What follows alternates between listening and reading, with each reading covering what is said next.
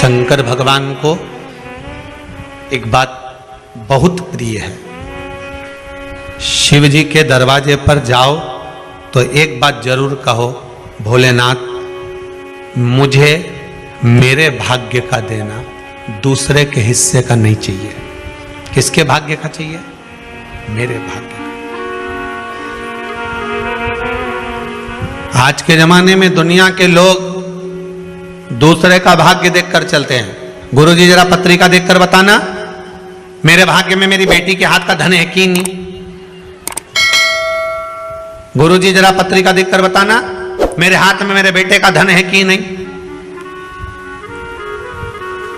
फिर गुरुजी भी ऐसे मिलते हैं, तेरे भाग्य में तो गज केसरी योग चल रहा है, जमीन में से हंडा निकलेगा, तेरे पूरे परिवार में किसी को नहीं मिलेगा, तेरे को ही मिलेगा। गुरुजी जगह बता दोगे क्या? अमावस की रात को आऊंगा। रामचरितमानस की जब शुरुआत होती है तो एक कपटी साधु, रामचरितमानस में पढ़ना, कपटी साधु, साधु का रूप रखकर, जो पहले हार चुका था सेना, वो कपटी रूप रखकर राजा से कहता है कि मैं तेरे आऊंगा और भोजन बनाऊंगा और तू ब्राह्मणों को बुला और भोजन करा। सुनी कि नहीं सुनी कथा? भोजन कराना। तब आकाशवाणी होती है कि ये तो कपटी साधु और तूने ब्राह्मणों को जो भोजन करा रहा उसमें मांस मिला हुआ। गलत है।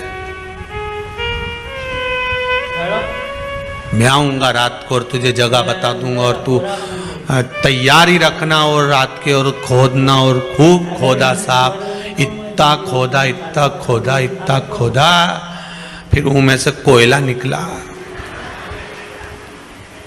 तो हमने भी कह दिया लाइट की कमी हो रही, कोयला कंपनी को दिया, कोयला निकला।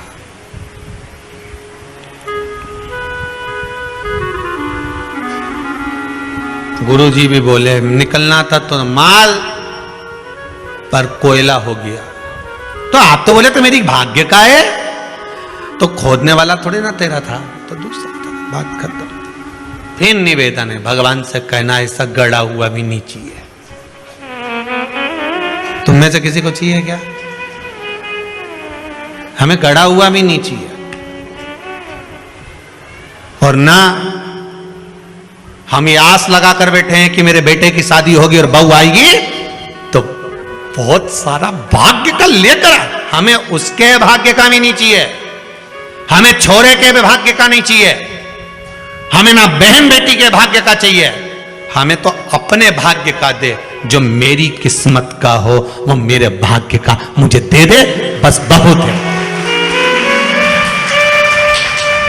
अग्नि पुराण में लिखा है, ब्रह्मवर्ता पुराण में लिखा है और पद्म पुराण में लिखा है कि एक अकेले मनुष्य के भाग में कितना होता है, कितना लिखा होता है। भविष्य पुराण को उठाकर पढ़ लेना, उसमें भी मिल जाएगा। केवल एक मनुष्य के भाग में, अकेले के भाग्य में कितना होता है, कितना? तो ब्रह्मवर्ता पुराण कहती है 3.5 करोड़ रोम छिद्र मनुष्य के शरीर में होते हैं। अगर एक मनुष्य के मुख से 3.5 करोड़ बार जब भगवान का नाम, एक ही नाम 3.5 करोड़ बार निकल जाता है, तब उसके भाग्य में 3.5 करोड़ का ही धन उसके भाग्य में दे दिया जाता है। पर जपो तो, तुम तो जपो तो हो नहीं। और जपना क्या है? एक ही मंत्र। आपसे ये नहीं कह रहे हैं कि तुम 24 घंटा जपो 3.5 करोड़ कर लो, नहीं नहीं। हम तो क्या चलते फिरते बोलो श्री शिवाय नमस्तुभ्यं, चलते फिरते जप लो, छोरा छोरी के पढ़ा तब जप लो, नी सुने तब जप लो, श्री शिवाय नमस्तुभ्यं ले। तुम अब जपो, तुम तो खाते पीते हंसते बोलते गाते जो करो, श्री शिवाय नमस्तुभ्यं या राम राम कृष्ण नाम, जो तुम्हारी मर्जी पड़े वो जपो, पर 3.5 करोड़ बार तुम्हारे मुख से भगवान का नाम निकलना चाहिए। पहले भी कथा में कहा, माला माल बनने के लिए सबसे पहला शब्द है माला, फिर बनेगा माल, अर्थात माला जपोगे तब माल आएगा। तो माला माल ऐसे ही हो जाओगे, तुम्हें कुछ नहीं करना है, 3.5 करोड़ बार भगवान का नाम जप कर देखिए। हर व्यक्ति की किस्मत में धन होता है, पर मंथन करोगे तब तो निकलेगा। अकेला अकेला दूध की कीमत कितनी है? 40 रुपए लीटर। बोलो सही है कि गलत? 40 रुपए लीटर का दूध जब जमा दिया, दही बन गया तो 60 का हो गया। बोलो सही है कि गलत है? वही दही का जब मथनी से मथना चालू करा और मक्खन ऊपर आ गया तो कीमत हो गई 150 रुपया किलो। अब वही मक्खन को फिर अग्नि पे तपा दिया, तपाने के बाद घी बना लिया, कीमत हो गई 400 रुपए किलो। वही घी 400 का हो गया, इतना सा 40 रुपए लीटर का। बस मनुष्य भाई है ये तो क्या, हमारा तो कोई काम ही नहीं चले, हमारा तो धंधा ही नहीं चले। भगवान ने मेरी तो किस्मत फोड़ दी, मेरी तो किस्मत ऐसी लिखी, हमारी किस्मत में कुछ भी नहीं लिखा, मैं तो गणित दुखी, मेरी किस्मत में भगवान ने कुछ नहीं लिखा, भगवान ने कुछ नहीं लिखा।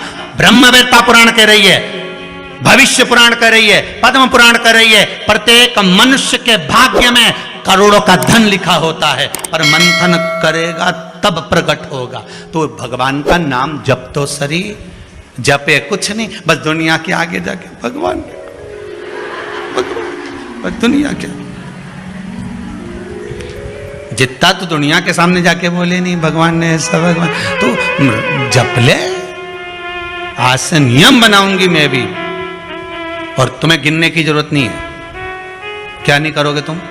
गिनोगे नहीं, गिनती वो करे। नमस्तुभ्यम मंत्र की प्रबलता में वो डूबा हुआ है।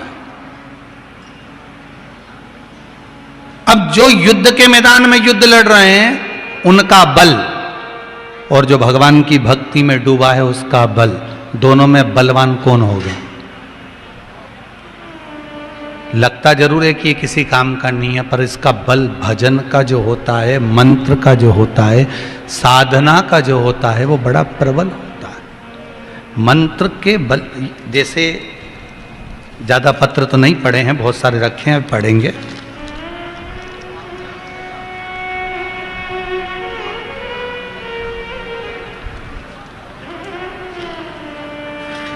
ममता संतोष कुमार जी अग्रवाल झिरनिया से आए हैं। कहाँ हैं? आप ही हैं? बाबा ने कृपा करी, माइक दो जरा।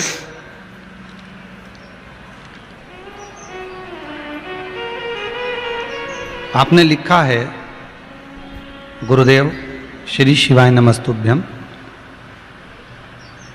मेरी बेटी जॉब के लिए बहुत परेशान हो रही थी, जॉब नहीं लग रही थी। हमने